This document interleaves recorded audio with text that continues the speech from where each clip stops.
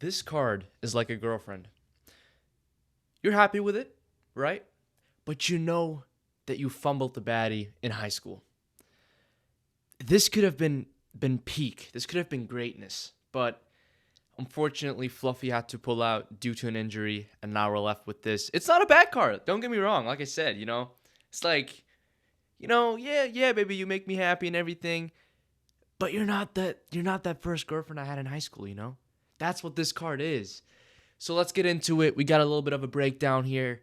RDR versus Brendan Allen. Not the best main event, but hey, you know what?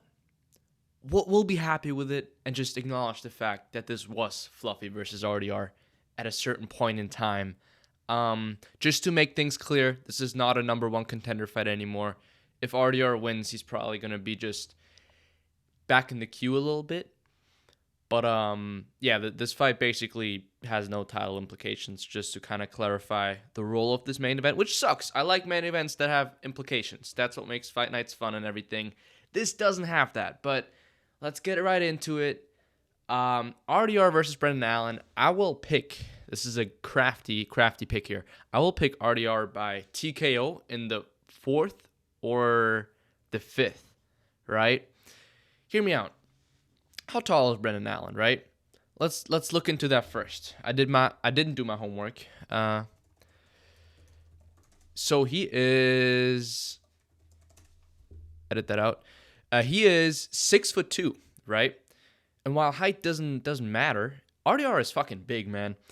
And what Brendan Allen has going for him is his jiu-jitsu. He's a crafty jiu-jitsu guy. So is RDR. You're not going to really have an edge there to RDR. I mean, RDR is what, like a, whatever Unicorn BJJ champion. He's a double one MMA champion. Brandon Allen is just a guy with shitty kickboxing and good jiu-jitsu.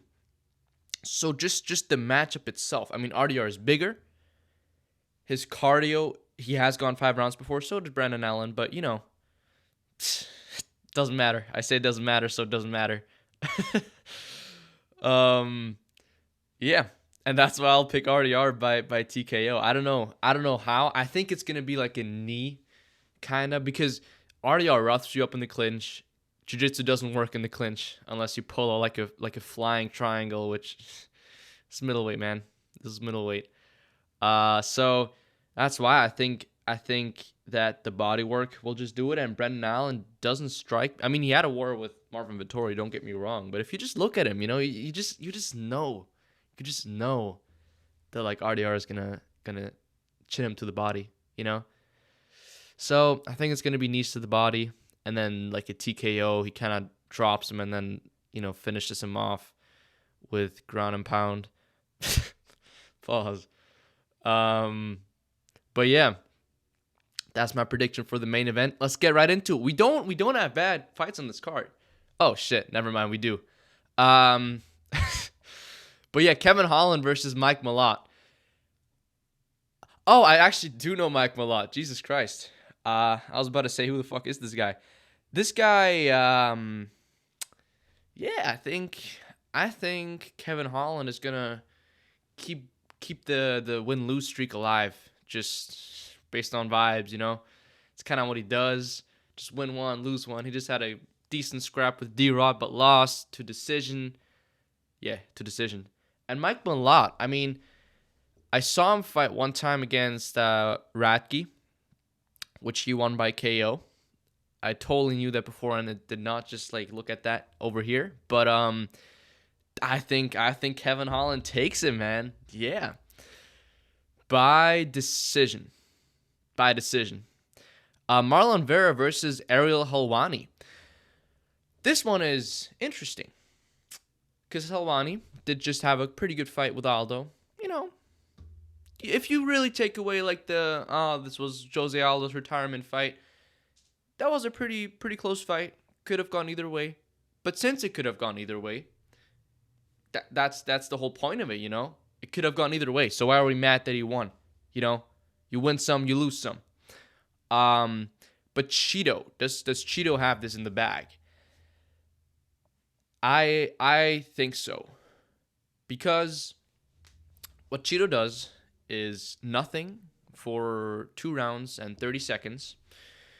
And then he just decides to like lock in, throw a head kick in there like he did against, I think it was Dominic Cruz. I think he's just gonna kind of get his ass whooped by Ariel Helwani and then lock in, do a little head kick, bing bang boom, and yeah, nice KO over there. So I picked Cheeto by KO in round 3, because he's not gonna do shit for 2 rounds, and Sahabo is gonna beat his ass. Cody Gibson versus Edric Kling. Okay. Bunch of nobodies. Nice. Oh, Drew Dober. Okay. Drew Dober's gonna lose this one. I will not explain the joke, but if you know why, you know why.